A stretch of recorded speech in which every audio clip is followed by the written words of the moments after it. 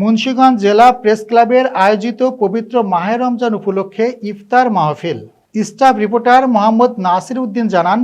Munshiganj Sadar friends kitchen and party palace Kazi প্লাজায় বৃহস্পতিবার সন্ধ্যায় মুন্সিগঞ্জ জেলা প্রেস ক্লাবের আয়োজিত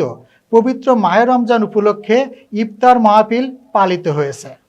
প্রথমে পবিত্র কোরআন তেলাওয়াত দিয়ে শুরু করা হয়,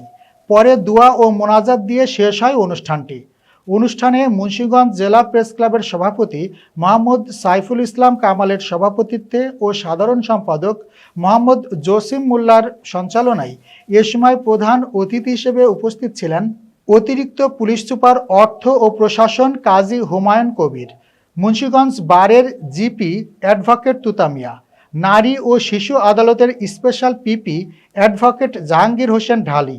নিরাপদ সড়কসাই কেন্দ্রীয় কমিটির সমাজ কল্যাণ ও ক্রিয়া বিষয়ক সম্পাদক